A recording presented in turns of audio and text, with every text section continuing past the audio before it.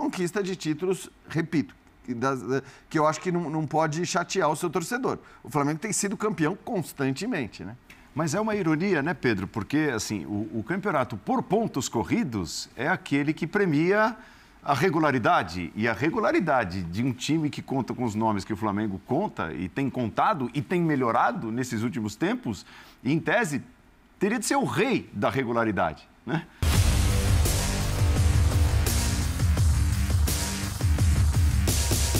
Salve, salve nação! Saudações rubro-negras! Separei para vocês aqui um corte do programa Linha de Passe da ESPN Brasil, Grupo Disney, link na descrição como créditos ESPN. Cara, é o seguinte, vamos ver aqui o que o Jean Rod, o Pedro Ivo, o Birner e também o Paulo Andrade irão falar do Flamengo. Flamengo que encara o Grêmio quarta-feira agora pela Copa do Brasil, é semifinal. Jogo de ida às 9h30 da noite lá em Porto Alegre. Muito bem, o Flamengo jogou sábado contra o América Mineiro, empatamos por 1-1, estamos a 12 pontos do Botafogo, que é o líder. O Botafogo empatou com o Santos. Fechamos a rodada 16 do Campeonato Brasileiro. Então, é o seguinte, vamos acompanhar aqui este corte e ver o que os comentaristas irão falar do Flamengo. Já quero convidar você que é flamenguista a deixar o like, a se inscrever aqui no nosso canal e ativar o sininho. Seja bem-vindo, faça os seus comentários. O que você espera do Flamengo agora contra o Grêmio pela semifinal da Copa do Brasil? Vamos aqui então acompanhar o vídeo. Simbora! Linha de passe, Jean Oddi, Pedro Ivo, Vitor Birner, que começa hoje, excepcionalmente, o programa com uma notícia off-topic. É isso. De primeira, Paulo, primeiro boa noite a você, ao Jean, ao Pedro, aos fãs do esporte. O presidente Luiz Inácio Lula da Silva assinou a medida provisória das apostas por volta de 9h30 da noite. De agora em diante, todos os prêmios menores de R$ 2.200 não serão tributados, mas os maiores receberão 30% de cima do valor de tributação. Esses prêmios de R$ 2.200 são cerca de 75% dos prêmios e a partir de amanhã o governo já pode colocar para funcionar um grupo de trabalho com o Ministério da Justiça, do Esporte, da OAB, CBF, COB, Bet Apostadores e BDD para discutir as medidas para combater a manipulação de resultados no país. Era só isso, Paulo. Isso de primeira não saiu em nenhum lugar, acho que mais imposto. Né? Que maravilha, que maravilha. Então, a informação de primeira do Vitor Birner, o nosso site vai trazer depois, né? Sim. Os detalhes e tal. Tem entrevistas amanhã na SPN sobre o assunto também. Perfeitamente, muito bom, mas em primeiro momento, em primeiro plano, em primeira mão, com o Vitor Birner, a informação a respeito da assinatura. Flamengo não tem conseguido competir. Não tem conseguido brigar pelo título de campeão brasileiro. Olha só, em 2021, ele terminou 13 pontos atrás, né, do campeão. Em 2022, foram 19 pontos atrás do campeão. Em 2023, com o campeonato vigente, né, com o campeonato acontecendo, já são 12 pontos atrás do líder, o Botafogo. É incrível para um time, por exemplo, o Vitor Birner costuma chamar, às vezes, fazer uma comparação e, no meu modo de ver, procede absolutamente, com o Bayern de Munique. Você imaginar o Bayern de Munique nessa situação, né? Pela diferença de elenco, pela diferença de poderio que tem, nessa situação que a gente acabou de apresentar em temporadas recentes, o Flamengo não conseguindo sequer disputar o título, é muita coisa, né, Jean? Bem-vindo. Legal. Boa noite, Paulo. Boa noite, companheiros. Eu acho que sim, até porque o normal seria o contrário. Quer dizer, porque o Flamengo tem vencido muito. O Flamengo tem sido campeão constantemente, né, o tempo todo. Acho que, de maneira geral, o torcedor não pode reclamar de falta de títulos do Flamengo nos últimos anos. Mas é curioso que no Campeonato Brasileiro, que é aquele que, em geral, premia o melhor elenco, né, quem tem mais condições financeiras de contar com um bom elenco, com um elenco amplo, o Flamengo acabe ficando para trás como ficou nas últimas 2 temporadas e como vai ficando nessa também, embora nessa você tenha um Botafogo que está completamente fora da curva, né?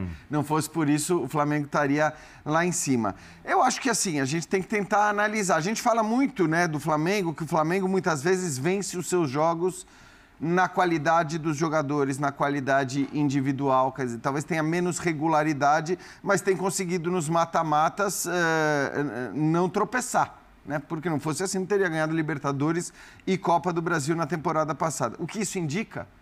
Eu acho que indica que o trabalho de gestão financeira é muito melhor do que o trabalho de gestão esportiva. Porque é evidente para mim que o campeonato por pontos corridos é aquele que, em geral, premia o melhor trabalho do ponto de vista da gestão esportiva, de montagem de elenco, não só farto, como é o elenco do Flamengo, mas com peças importantes e variadas. Quer dizer, então, tem uma questão que eu acho que vai para além da competência financeira do Flamengo, e essa ela é indiscutível, né? Claro que é o clube que tem mais condições de faturar por conta do tamanho da sua torcida, mas, de qualquer maneira, por quantos anos o Flamengo não sofreu, mesmo tendo essa torcida que sempre foi gigante? Então, acho que desde a gestão Bandeira, que a questão financeira ela é indiscutível. A gestão esportiva, para mim, ela ainda deixa muito a desejar, porque se não fosse assim, com o elenco que tem, e o Birner fala do Bayern, mas hoje em dia, até você olha o que acontece nessa janela de mercado agora, com outros times perdendo ou podendo perder e o Flamengo contratando, caminha até para não ser o Bayern o parâmetro e ser o PSG, do ponto de vista, claro, das contratações e do elenco, e a gente não vê isso exatamente refletido dentro de campo, embora veja conquista de títulos, repito, que eu acho que não pode chatear o seu torcedor. O Flamengo tem sido campeão constantemente, né? Mas é uma ironia, né, Pedro? Porque, assim, o campeonato por pontos corridos é aquele que premia a regularidade. E a regularidade de um time que conta com os nomes que o Flamengo conta e tem contado e tem melhorado nesses últimos tempos, e, em tese, teria de ser o rei da regularidade, né? Boa noite. Boa noite, Paulo. Abraço a você, Vitor, Jean, o fã de esporte com a gente. É uma ironia, mas não surpreende. A gente vai voltar a tratar como algo novo quando o Flamengo se estabelecer com essa regularidade. E é claro que tem 1 milhão de coisas que podem ser ditas. Troca de técnico, falta de convicção no que se quer. Um ano você começa com Paulo Souza para fazer uma remodelação, depois você salva com o Dorival, mas aí o Dorival não está entregando o que você quer. Aí você traz um Vitor Pereira, mas o Vitor não se adaptou. Aí vamos buscar o Sampaoli. A gente está falando em um começo de trabalho, se eu não me engano, o Sampaoli tem pouco mais de 3 meses, talvez batendo 100 dias. Então, é até um pouco injusto a gente querer que tenha um ápice técnico, uma maturidade de trabalho. Só que o Flamengo ele virou isso, eu estou com o Jean. O Flamengo sabe muito bem fazer dinheiro, captar, gerar, potencializar. Agora precisa entender melhor o que ele faz com esse dinheiro que ele gera. Porque por muitas vezes acaba sendo interditado um debate sobre cobrança esportiva do Flamengo com essa coisa do mais ganhou 2 Libertadores, mais ganhou a Copa do Brasil, mais ganhou o Campeonato Brasileiro. Vocês estão reclamando e bateu 2 títulos enormes no final do ano passado. Sim, tudo isso é verdade.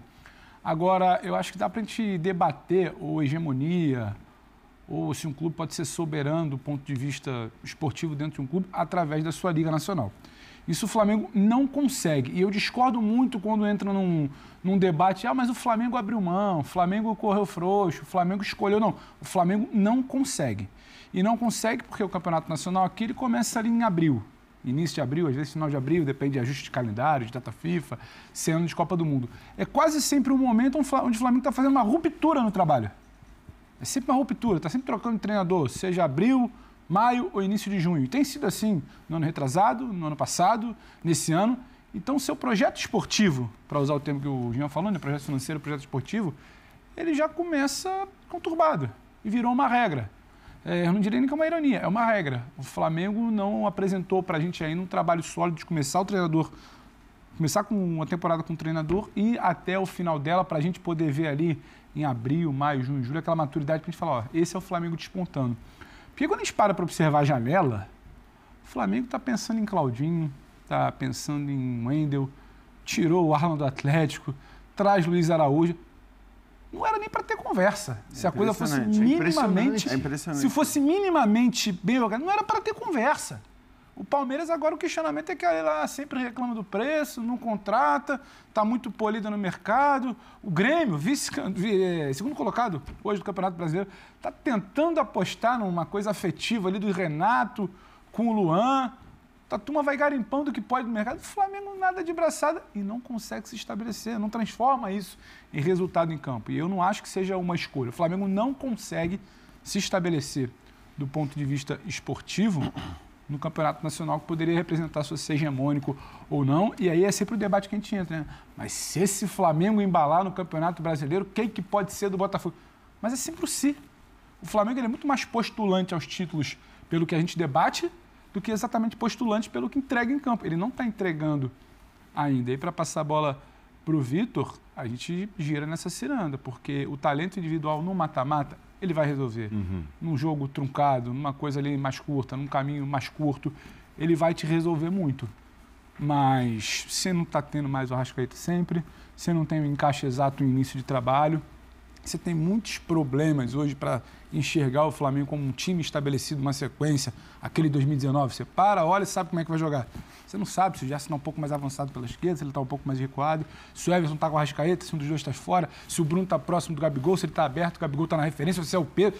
E muitas coisas ali que você não consegue entender. O Flamengo joga assim. Nem o próprio trabalho de São Paulo a gente ainda consegue reconhecer. A gente consegue reconhecer o Flamengo. Então, acho que explica a frase ali do Jean, do projeto esportivo muito, muito, muito abaixo. E ainda assim, ganhando muita coisa. Ganhando muita... tanto é que, assim, deixando claro, né? O assunto aqui é o Campeonato Brasileiro. Sim. O Campeonato Nacional, depois de mais um tropeço do Flamengo no Maracanã. Sim, a disparidade é enorme entre o trabalho da parte financeira e o trabalho esportivo do futebol. E você entende que o Flamengo tem, por exemplo, na presidência, um cara que conhece mercado, conhece dinheiro e não tem um especialista em futebol no mesmo nível que tem quando você fala de como gerar receita, como aproveitar o potencial do clube para que o clube tenha mais dinheiro que os concorrentes. Porque o Flamengo é o clube com o maior potencial do país. E o segundo, e aí para mim é o maior fenômeno, como ele não gera o dinheiro, como ele tem uma situação financeira como atual, é o Corinthians. Né? A segunda maior torcida, grande parte no Sudeste, que é a região mais rica do país, e o Corinthians tem uma dívida enorme e não tem uma capacidade de arrecadação, de investimento em jogadores, nem próxima do Flamengo. Na prática, se houvesse responsabilidade financeira, talvez não tenha a capacidade de investimento hoje que tem o Palmeiras, que parece não investe como o Corinthians e por isso mantém as suas contas em dia. E o futebol brasileiro, às vezes, pune quem mantém as suas contas em dia quando ele permite que outras, no plural, equipes, muito endividadas, gastem na contratação de jogadores sem que elas sofram qualquer tipo de punição porque fazem isso. Né? O Flamengo se livra disso tudo. O Flamengo tem a condição financeira ultra saudável e tem a maior capacidade de investimento. E ainda pode aumentar. Isso não eu acho que ainda está bem longe do limite, dá para crescer muito isso. Né? E aí a gente falta falar do que deveria ser necessário em qualquer equipe que se diz profissional no futebol brasileiro. Porque quando você pensa, é difícil arrumar um técnico brasileiro, eu concordo. Não está fácil você ter os melhores técnicos trabalhando nas equipes e o mercado brasileiro, nesse momento, não oferece técnicos em quantidade. Mas e diretores técnicos? Né? E diretores de futebol? Mais que diretores técnicos. O diretor de futebol, o seu chefe, em qualquer lugar profissional, não do termo porque os clubes adoram falar sobre profissionalismo, ele deveria entender de métodos de treinamento, deveria ser capaz de avaliar os treinamentos, avaliar os jogos, deveria ser capaz de avaliar qual é a melhor equipe de scout. Pega o Flamengo, por exemplo. O Flamengo investe muito em jogadores caros e faz muito bem de investir porque pode, isso coloca acima dos outros clubes. Mas quanto pesa a equipe de scout do Flamengo para você ir buscar os jogadores que ninguém conhece? Aqueles jogadores que estão começando a carreira, aqueles jogadores que estão ali, sei lá, no interior de países da América do Sul, que tem muito potencial. Por que o Flamengo não consegue fazer com a América do Sul o que alguns clubes europeus conseguem fazer quando vão buscar, por exemplo, um Tiquinho Soares? Quando é jovem, sendo um jogador de muito potencial, quando o investimento é pequeno, minúsculo perto do investimento que o Flamengo faz, e se você de 3, 4 acha um, você tem um grande jogador que você vai lucrar muito e que vai dar muito resultado e que ainda cresce com a identificação com o clube.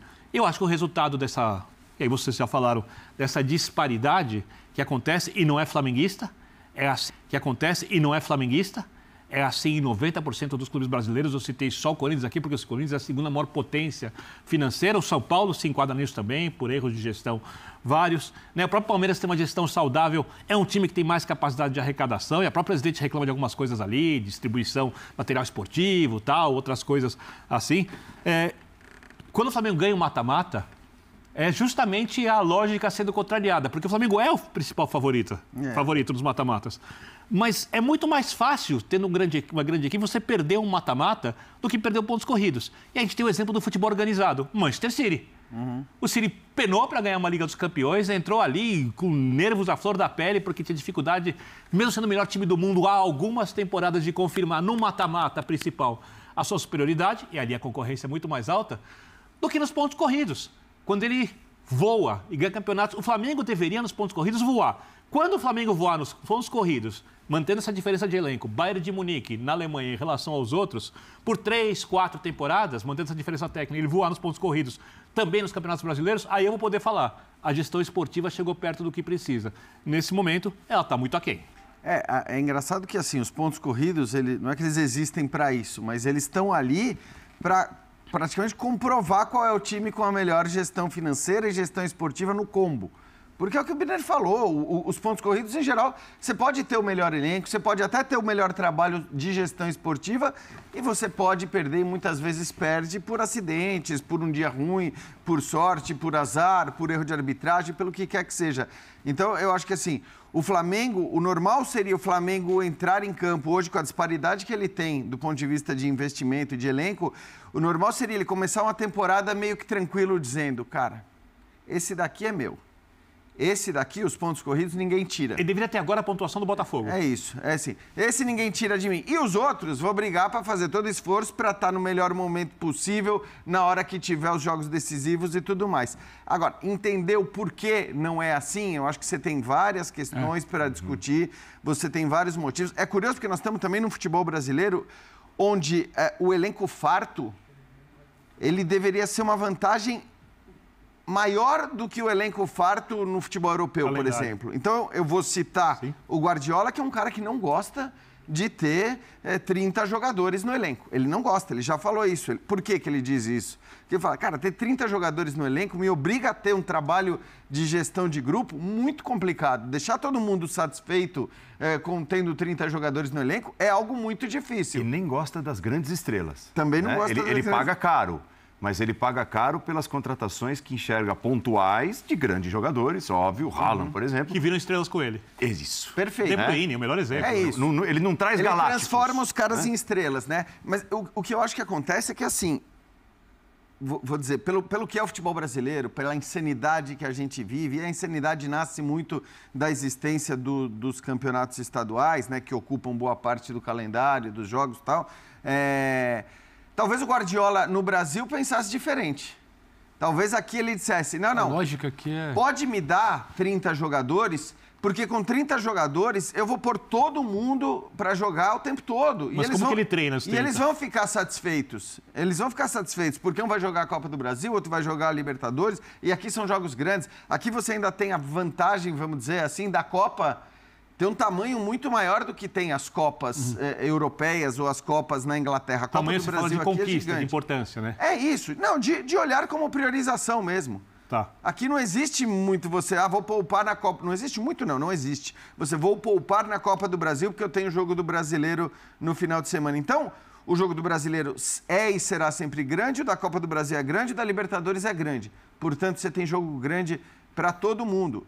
E, portanto, você tem um elenco mais farto, mesmo que recheado de estrelas. Eu não vejo muito problema no Flamengo ter tantas estrelas, justamente, ao contrário do que muita gente acha, porque os caras ficam insatisfeitos.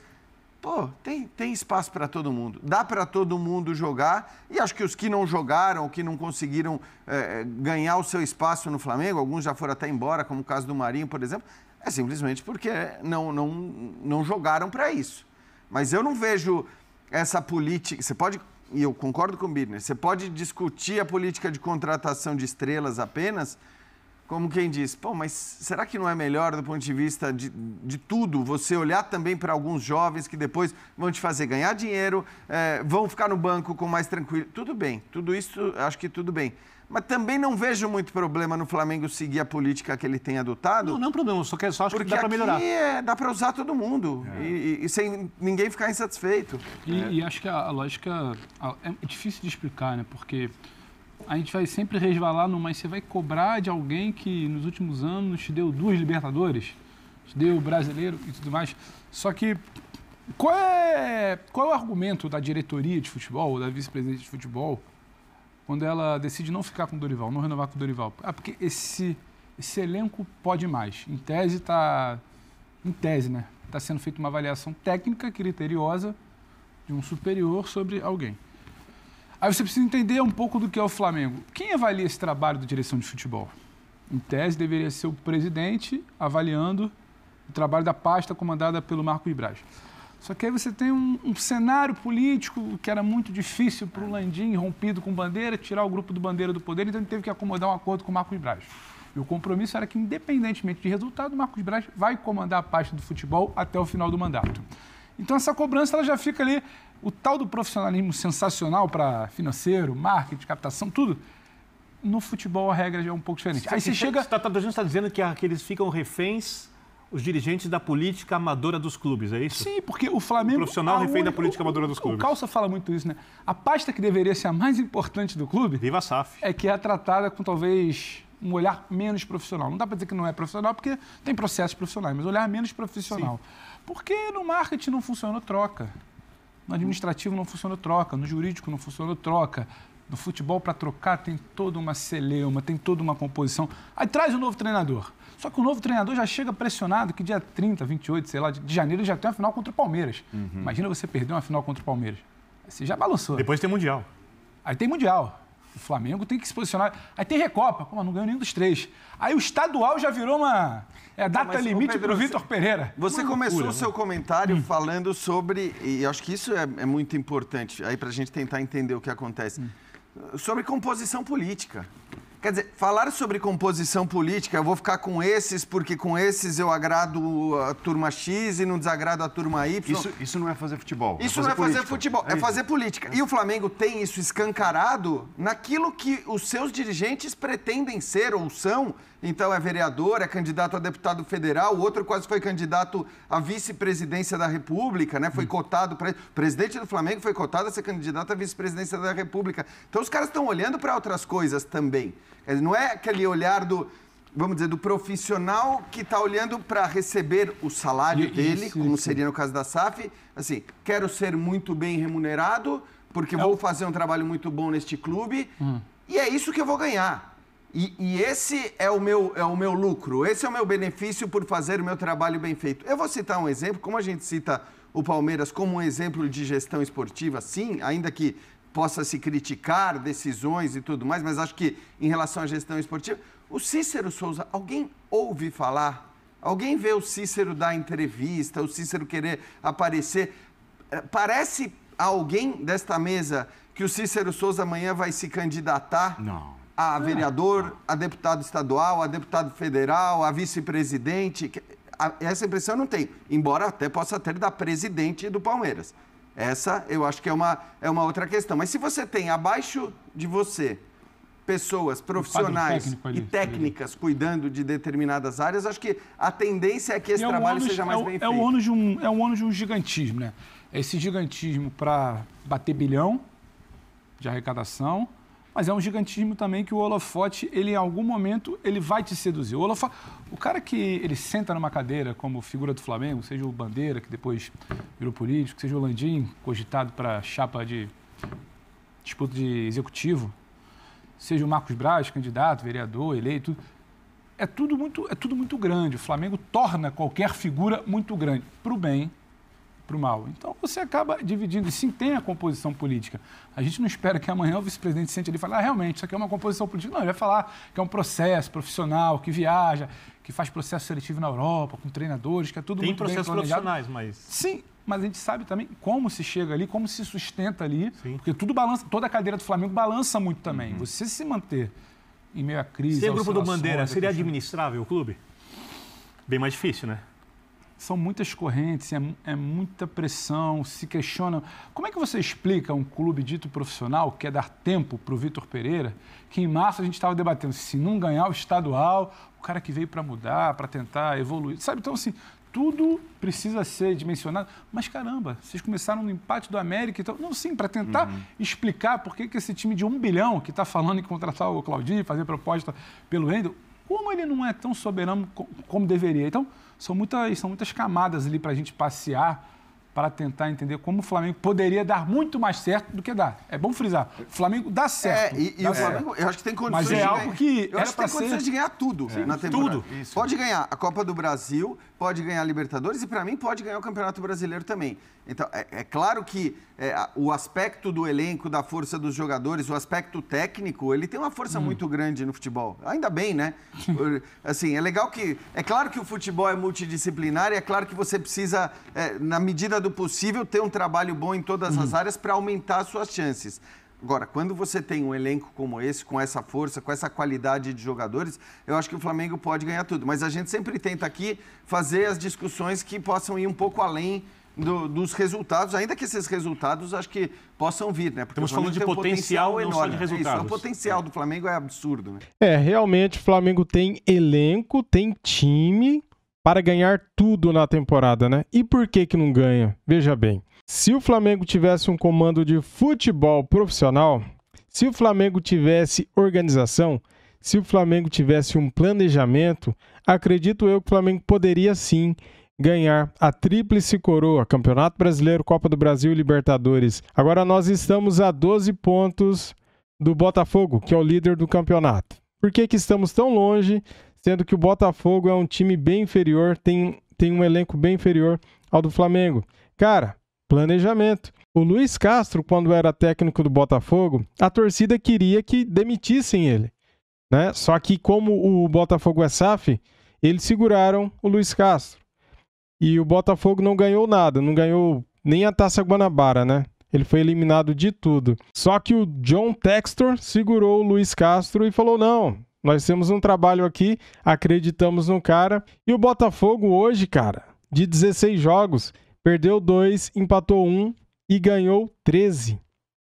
Tem 40 pontos em 16 rodadas, um aproveitamento espetacular. Se eu não me engano, 83% de aproveitamento do Botafogo. O Flamengo poderia fazer isso, só que o Flamengo não tem essa organização, porque troca de técnico todo ano. Todo ano no mês de abril, maio, tá trocando de técnico, né? Faz tempo que é assim. Então, cara, o Flamengo começa o Campeonato Brasileiro com um técnico novo, sempre. O ano passado o Dorival Júnior chegou... O Flamengo estava ali perto da zona de rebaixamento, em 14º lugar, ano passado, né? Agora, esse ano, a gente começou o Campeonato Brasileiro com o interino Mário Jorge. O Sampaoli chegou depois, galera. Ou seja, sempre o Flamengo está nessa... É um vai e volta, não para. É um loop eterno, essa trocação de técnico do Flamengo. Então... Por isso que a gente todo ano está mal no Campeonato Brasileiro, por isso que a gente não consegue ganhar o Campeonato Brasileiro. Ganhamos o último com o Rogério Ceni daquele jeito, na última rodada. O Flamengo foi liderar o Campeonato Brasileiro na última rodada e fomos campeões com 1 ponto só de diferença para o Internacional. Foi bem apertado, né? O ponto fora da curva foi em 2019 com o Jorge Jesus. O Flamengo fez 90 pontos, sobrou, atropelou todo mundo, né?